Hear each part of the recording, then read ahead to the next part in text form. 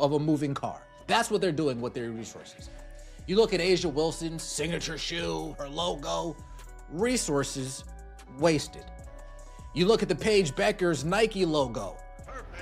Does this look like they really wanted to do this, or they were just catering to that crowd? So they said, oh, let's just get up Paige and let's give her a logo. Let's cater to the crowd. It's a company I grew up with. I think many of us had these. Paige Bueckers signs a deal with Lego as she prepares to be the next signature athlete. Now, my question to you: how many kids know who Paige Bueckers is? Number one. How many kids' parents know who Paige Bueckers is? Number two. And if you're walking in a toy store, whether it's Target, whether it's a toy section at Walmart, and you see this face on a box, who knows who this is? Seriously. What we are seeing right now feels like watching money get tossed straight out of a moving car. That is honestly the best way to describe how some major companies are handling their marketing in women's basketball. When you step back and really look at where the money is going, it raises serious questions about priorities, planning, and basic business sense. Take a look at signature shoes, logos, and brand deals. Some of these designs look rushed, uninspired, and thrown together just to say they did something. It doesn't feel like passion or belief in the athlete. Feels like checking a box. The logo gets approved, the press release goes out, and everyone pretends this was carefully planned. But when you really study it, you can tell it wasn't.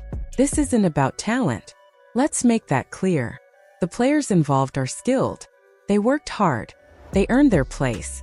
This conversation is about marketing decisions and business outcomes, not basketball ability.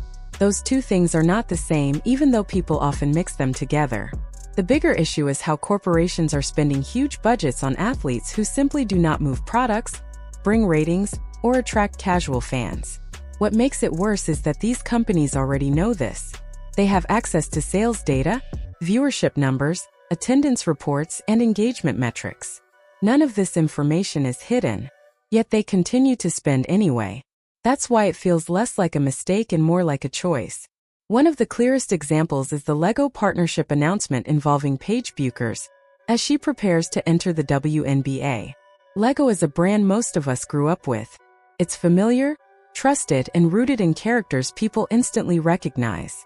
Think Star Wars, Marvel heroes, Harry Potter, and classic figures kids and parents both know without thinking twice. Now ask yourself something honestly. If you walk into a Target or Walmart toy aisle and see a Lego box with Paige Bueckers' face on it, who recognizes her? How many kids know who she is? How many parents do? How many grandparents? Be real. Most people shopping for toys are not WNBA fans. They are parents trying to grab something their child will be excited about. Recognition matters. Familiarity sells. That's not opinion. That's how retail works. Meanwhile, products connected to Caitlin Clark sell out almost instantly. Her basketballs disappeared within days. Shoes moved fast. Apparel flew off shelves. Even non-sports items tied to her image found buyers quickly. That tells you everything you need to know about demand.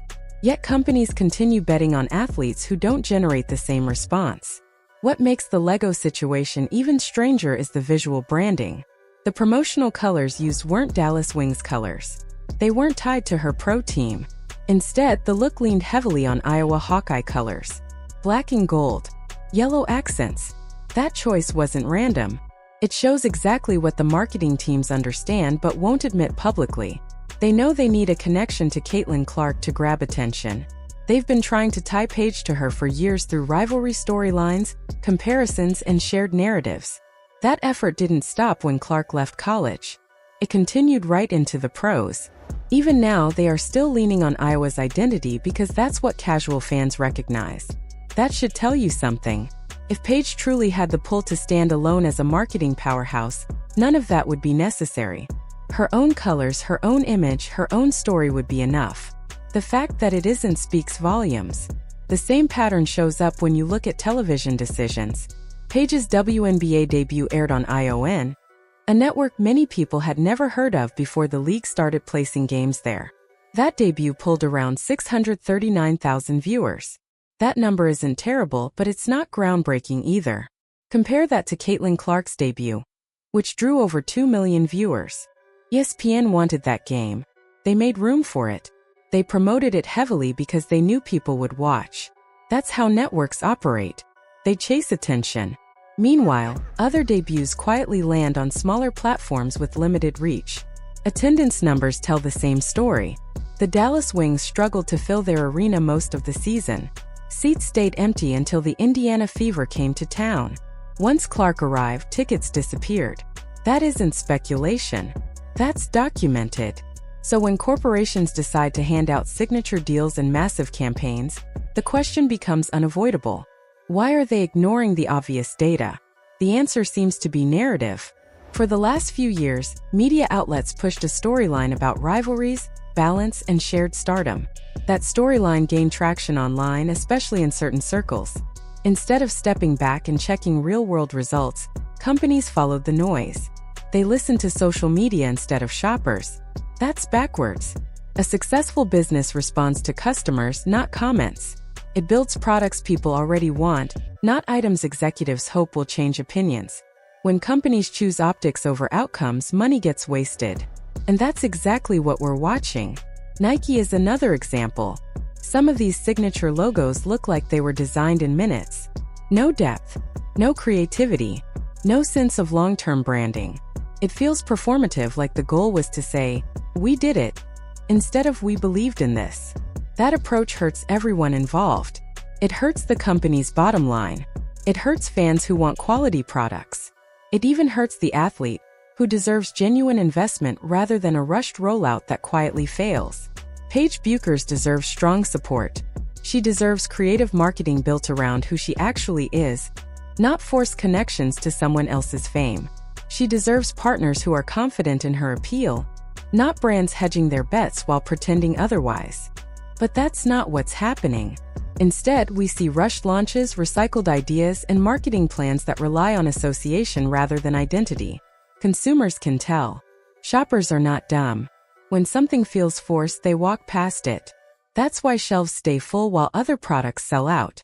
The Unrivaled League is another test case. Paige is one of its featured faces, and there's no doubt she will play well. The question is whether people outside the core fan base will tune in. Early signs aren't promising. Limited broadcast access. Low promotion. Small platforms. This pattern keeps repeating. Big announcement. Weak execution. Disappointing results. Then confusion when expectations aren't met. Meanwhile, Caitlin Clark's presence consistently changes outcomes. Ratings rise. Attendance jumps. Merchandise moves. Engagement spikes. That's not hype. That's measurable impact. This isn't about fairness or favoritism. It's about basic business logic. Public companies have a responsibility to invest wisely. Choosing to lose money on campaigns that data already warned against isn't bold. It's careless. And eventually, shareholders will ask questions. Why are we funding projects that don't sell? Why are we ignoring consumer behavior? Why does this keep happening? At some point, the excuse of growing the game stops working. Growth still requires strategy. It still requires listening to buyers. It still requires honesty. Right now, it looks like corporations are trying to force popularity instead of responding to it. That rarely works. You can't tell people what to care about. You have to meet them where they already are. The market has spoken clearly. Wallets have spoken. Viewers have spoken. Fans have shown what they support. Ignoring that doesn't make a company progressive. It makes it stubborn.